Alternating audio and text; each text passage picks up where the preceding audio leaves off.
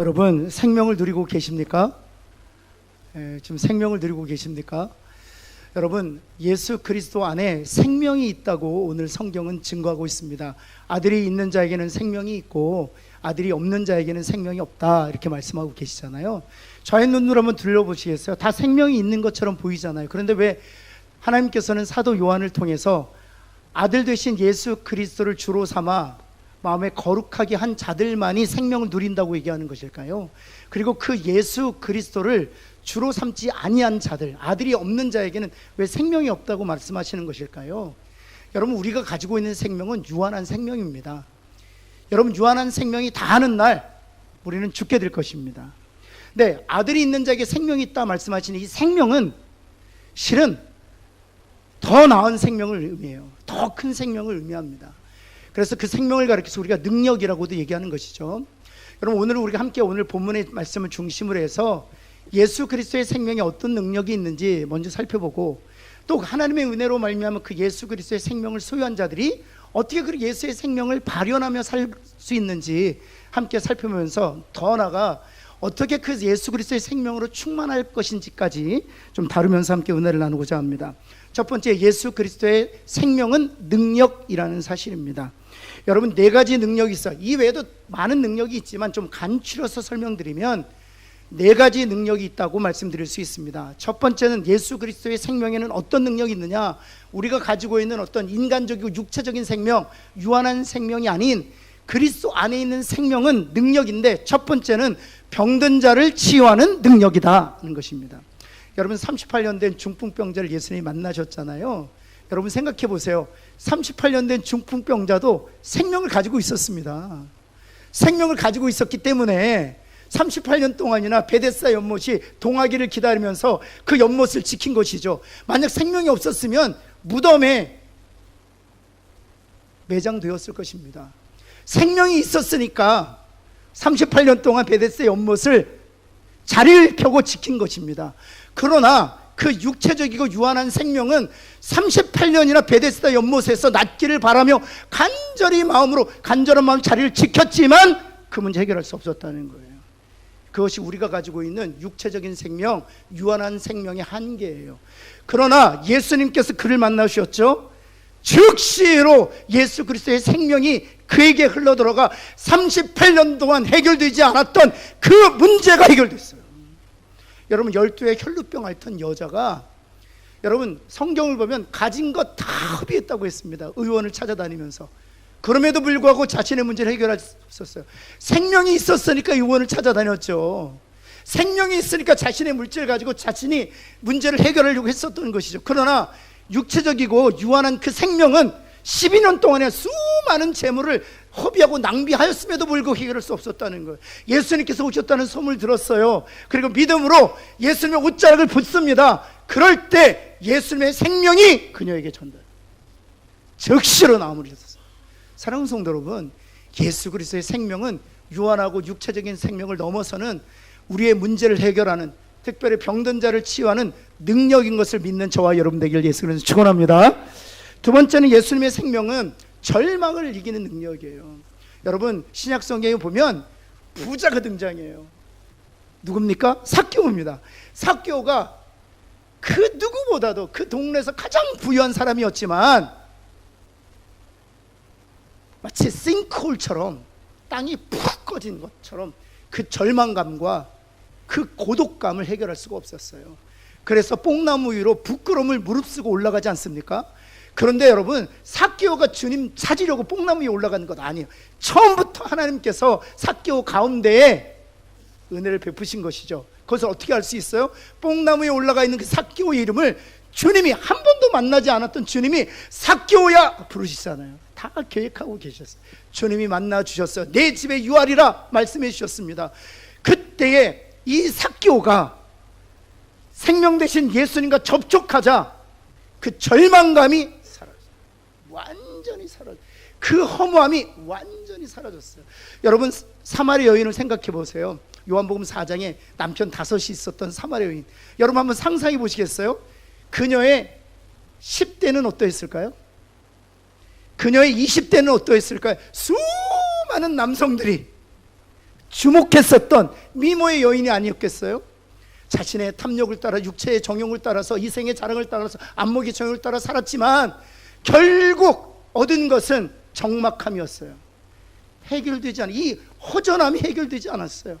그때 예수님께서 의도적으로 그녀를 만나시고 그녀를 손을 붙잡아 주셨을 때 예수 그리스도의 생명이 그에게 흘러가 진정한 만족과 진정한 안식과 진정한 행복을 누리기 시작했어요.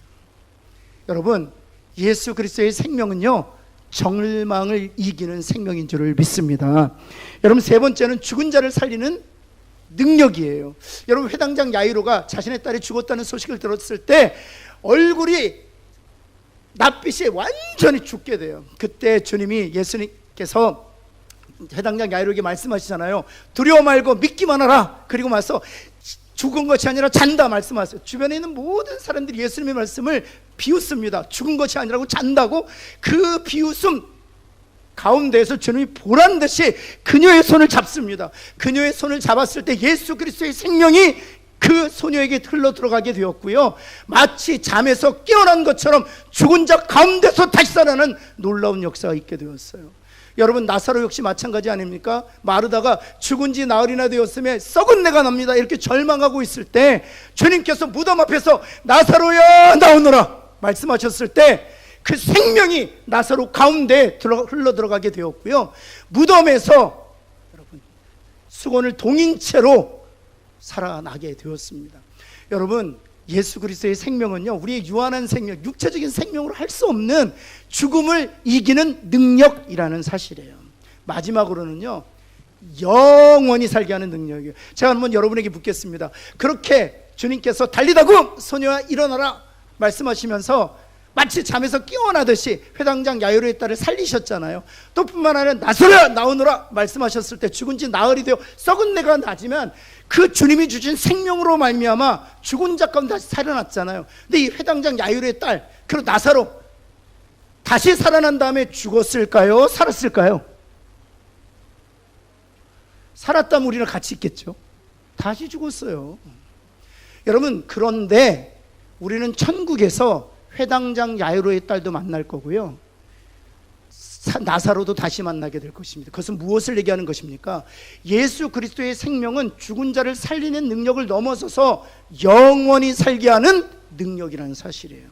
사랑하는 성도 여러분, 이와 같이 예수 그리스도의 생명은 육체적이고 유한한 생명이 할 수 없는 병든 자를 치유하는 능력이고요, 절망을 이기는 능력이고요, 더 나아가서 죽은 자를 살리는 능력일 뿐만 아니라 영원히 살게 하는 능력인 줄을 믿습니다. 그 생명이 여러분 가운데 충만하게 되기를 다시 한번 축원합니다. 그런데요, 두 번째로 우리가 보아야 될 말씀은요, 예수 그리스도의 생명을 소유한 자들은요, 그 생명의 능력을 발현하고 그 생명을 주변의 사람들과 나누면서 산다는 사실입니다. 여러분, 베드로를 보시면 예수 그리스도의 생명을 하나님의 은혜로 값없이 누리게 된 자였습니다. 그래서 사도행전 3장에 보면 나면서부터 안진뱅이 되는 일을 만나요. 그때 베드로가 그 나면서부터 안진뱅이 되었던 이에게 금과 은이 있을지라도 내게 주지 않겠다. 왜냐하면 금과 은이 너의 문제를 해결할 수 없기 때문에, 그럼 내가 내게 있는 예수 그리스도의 이름을 내게 주노니 그 이름으로 일어나 걸으라 말씀하셨을 때, 그 생명을 나누었을 때 그가 그 즉시로 자리를 들고 일어나 성소에 들어가 걸으며 뛰며 하나님을 찬양했다 했어요. 사랑하는 성도 여러분, 이 생명이 여러분 주변에 있는 가족 구성원들에게, 또 함께 일하는 일터에서 일하는 동료들에게, 또 우리 교회에 함께 신앙생활하는 지체들에게 이 생명이 흘러 들어가게 되기를, 그래서 절망을 이기고 병든 자가 치유되는 역사가 여러분들로부터 나타나는 생명의 근원 되시기를 예수 그리스도는 축원합니다. 여러분, 빌립은요, 사도행전 6장에 보면 평신도였어요. 사도들이 말씀과 기도하는 일에 전무하기 위해서 안수 집사님들, 시물 집사님 7을 세웠죠. 평신도였습니다. 스데반, 그 다음 빌립, 그리고 나머지 5명. 근데 이 빌립 평신도 전도자가 사도행전 8장에 사마리아에서 복음을 전합니다. 그런데 그 사마리아에서 복음을 전할 때 성경은 이렇게 표현해요. 사마리아에도 그리스도의 복음이 증거되었다. 이 조사를 도라는 단어를 써요. 왠지 아세요? 유대인들, 특별히 12 제자들의 입장에서 보면 사마리아에도 이런 거예요. 왜냐하면 사마리아 땅은 죄인의 땅이었습니다. 사마리아 땅은 이방인의 땅이었지만 악한 이방인들이 사는 땅으로 여겼어요. 그런데 그 사마리아에도 그리스도의 복음이 증거되었단 말이야. 그 그리스도의 복음이 증거되는 일에 하나님이 사용하셨던 도구가 누구였냐면 예수의 생명을 소유한 평신도 전도자 빌립이었어요. 성경은 이렇게 묘사하고 있어요. 한번 볼까요? 사도행전 8장인데요. 많은 사람에게 붙었던 더러운 귀신들이 크게 소리를 지르며 나가고 또 많은 중풍병자와 못 걷는 자들이 나으니 그 성에 무엇이 가득했다고요? 기쁨이 가득했다. 사랑하는 성도 여러분, 생명을 지닌 자들은 이런 치유하는 능력이 그 생명을 지닌 자들로부터 발현되는 거예요. 여러분, 생명은 지닌 자들로 여러분의 가정이 치유되고 회복되기를 예수 그리스도는 축원합니다. 여러분의 가정이 또 우리 교회가 그래서 그 생명 때문에 기쁨이 충만하게 되기를 다시 한번 예수 그리스도는 축원합니다. 여러분뿐만 아니요, 바울은요 루스드라에서 디모데에게 그 생명을 전해요. 비두니아에서는 신라에게 그 생명을 전합니다. 빌립보에서는요 루디아에게 그 생명을 전해요. 여러분, 에베소에서는요 아굴라와 브리스길라에게 그 생명을 전해요. 여러분, 바울이 가는 곳마다 그런 디모데, 디도, 또 아굴라, 브리스길라, 또 아볼로 같은 사람들이 바울과 접촉할 때 예수의 생명을 누리게 돼요. 왜냐하면 바울에게 하나님께서 다메섹에서 예수 그리스도의 생명을 부어주셨기 때문이에요. 여러분, 그래서 예수님께서 이런 얘기를 하십니다. 우리 한번 마가복음 4장 31절 32절 말씀 볼까요? 겨자씨 한 알과 같으니 땅에 심길 때에는 땅 위의 모든 씨보다 작은 것이로되 심긴 후에는 자라서 모든 풀보다 커지며 큰 가지를 내나니 공중의 새들이 그 그늘에 깃들일 만큼 되니라. 이렇게 되어 있어요. 옆에 있는 겨자씨들 한번 보시겠어요? 한번 옆에 있는 겨자씨 안녕하십니까 한번 할까요? 바로 우리가 겨자씨예요. 여러분, 그런데요 이 겨자씨가 나무가 되었다는 거죠. 그런데 나무가 되었는데 무엇이 그 나무에 둥지를 틀었다고요? 새들이요. 생명은 나무가 되게 합니다. 그런데 그 나무에 공중에 나는 새들이 둥지를 틀었다는 거예요. 그러면 보실까요? 겨자씨, 제가 예전에도 한번 보여드린 적이 있는데 이해를 두고, 이게 겨자씨 한 알이에요. 근데 이 겨자씨 한 알이 겨자 나무가 되거든요. 우리 한국에서는 겨자 풀을 봅니다. 근데 이스라엘은요 겨자가 나무가 돼요. 겨자 나무 한번 보세요. 이 한 알이 나무가 돼요.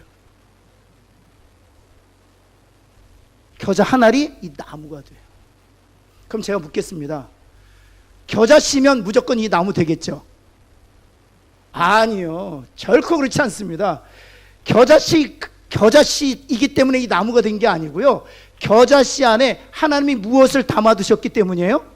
생명을 담아주셨기 때문에. 겨자씨가 나무를 만든 게 아니라 겨자씨 안에 보잘것없는 생명이 주어졌을 때 그 생명이 나무를 만드는 거예요. 여러분, 우리가 우리 자녀들을 위해서 기도할 때 이렇게 기도하잖아요. 하나님, 우리의 자녀들이 영적 거목이 되게 하여 주옵소서. 여러분, 그렇게 기도할 수 있는 근거가 어디인 줄 아세요? 우리의 자녀들이 지금은 겨자씨 한 알처럼 보잘것없이 아주 작은 자이지만 그 작은 자 안에 예수 그리스도의 생명을 하나님이 부어주었을 때 그 생명이 거목이 되게 하는 거예요. 사랑하는 성도 여러분, 예수 그리스도의 생명을 누림으로 말미암아 영적인 거목들, 신앙적인 거목들 다 되는 저와 여러분, 또 우리 교회 되기를 예수 그리스도의 이름으로 축원합니다. 그렇다면 이 예수의 생명을 우리가 어떻게 충만히 누릴 것인가 하는 거예요. 여러분, 하나님께서 예수의 생명은요 우리에게 값없이 거저 선물로 주시는 것입니다. 그래서 구원받은 모든 하나님의 백성들은 이 예수의 생명을 누리고 있어요. 그런데요, 예수의 생명을 누리고 있다고 해서 그 예수의 생명을 바울처럼, 빌립처럼, 베드로처럼 발현하면서 살 수 있는 것은 아니에요. 여러분 꼭 기억하셔야 돼요. 그 생명이 충만해져야 그게 가능해요. 생명이 충만해져야 베드로처럼, 바울처럼, 빌립처럼 그 생명을 다른 사람들과 나눌 수 있는 거예요. 여러분, 우리들은 대부분 생명을 어느 정도로만 유지하고 사시는 줄 아세요? 하나님께서 예수의 생명을 값없이 선물로 주셨는데 그 생명으로 나의 신앙 하나 간수하는 거 급급한 거예요. 나의 신앙 하나. 여러분, 하나님께서 우리에게 기대하시는 것은 그 생명이 충만한, 가득하고 우리 안에서 풍성하게 되어 그 생명이 가정을 살리고 그 생명이 일터를 살리고 그 생명이 교회를 살리기를 원하신다는 사실이에요. 사랑하는 성도 여러분, 그렇다면 어떻게 해야 그 생명이 더 충만해질 수 있을까요? 세 가지만 짧게 말씀드리면, 첫 번째는 믿음이 필요해요. 한번 따라해 볼까요? 믿음이 필요합니다. 여러분, 제가 좀 전에 말씀드렸죠. 예수의 생명에 네 가지 능력이 있다고 말씀드렸어요. 첫 번째는 뭐죠? 그럴 줄 알았어요. 벌써 잊어버리셨죠? 그래, 이걸 알아야 믿음이 필요해요. 첫 번째는 예수 그리스도의 생명에는 병을 치유하는 능력이 있어요. 두 번째는 절망을 이기는 능력이 있죠. 세 번째는요, 죽음을 이기고 영원히 살게 하는 능력이 있는 거예요. 이것이 바로 예수의 생명이에요. 여러분, 이것을 믿으십니까? 여러분, 이 예수의 생명을 발현하기 위해서 왜 믿음이 필요한가 하면 바로 이것 때문이에요. 히브리서 4장 2절 말씀 볼까요? 같이 한번 보시겠습니다. 노란색으로 하이라이트 부분을 읽겠습니다. 시작. 그 말씀이 그들에게 유익하지 못한 것은 듣는 자가 믿음과 결부시키지. 여러분 지금 듣고 계세요. 예수 그리스도의 생명은 병든 자를 치유하는 능력입니다. 예수 그리스도의 생명은 절망을 이기게 하는 능력입니다. 예수 그리스도의 생명은 죽은 자를 살리고 더 나아가서 영원히 살게 하는 능력입니다. 이 하나님의 말씀을 듣고 있어요. 들음에도 불구하고 유익하지 못하게 되는 것은 그 말씀을 믿음과 결부하지 않았기 때문이에요. 우리가 듣는다고 해서 그 생명을, 능력을 발현할 수 있는 것이 아니에요. 그래서 믿음이 필요해요. 여러분, 데살로니가전서 2장 13절에서도 하나님께서 바울을 통해서 이렇게 말씀하죠. 같이 한번 읽어볼까요? 시작. 이 말씀이 또한 너희 믿는 자 가운데에서 역사. 정확하게 번역하면 믿는 자 가운데에서만이에요. only.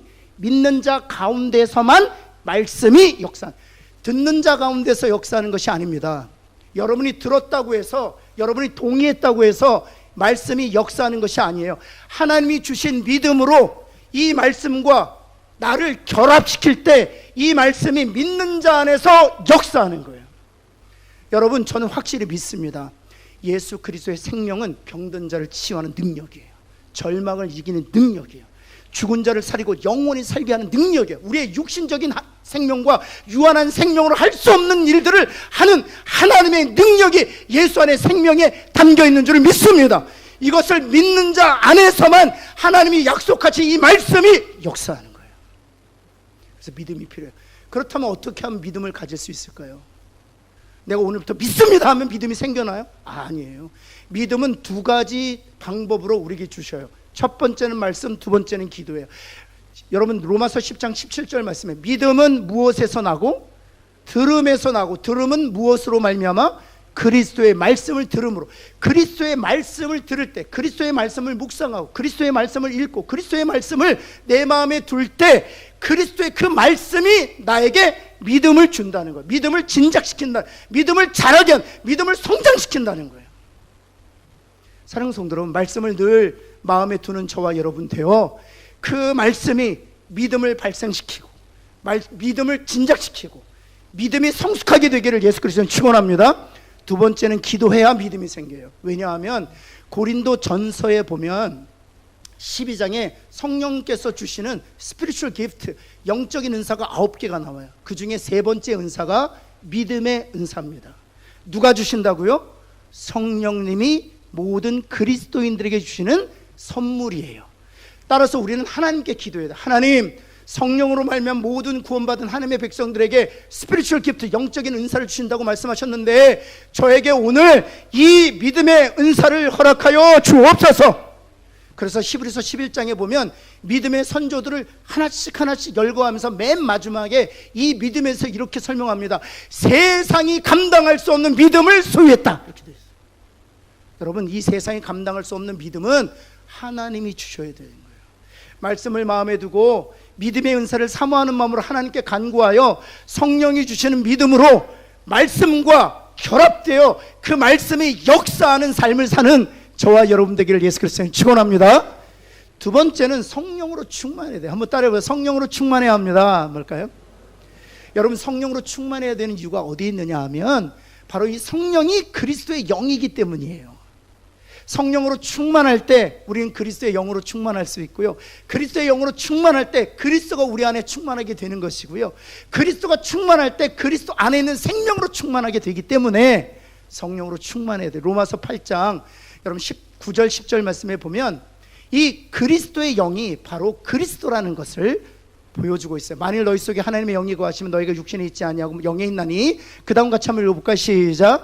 누구든지 그리스도의 영이 없으면 그리스도의 사람이, 성령이 우리 안에 없으면 그리스도의 사람이 아니라, 이건 너무나도 당연해요. 왜냐하면 우리로 하여금 예수 그리스도를 주로 신케 하는 것이 바로 성령님이시기 때문입니다.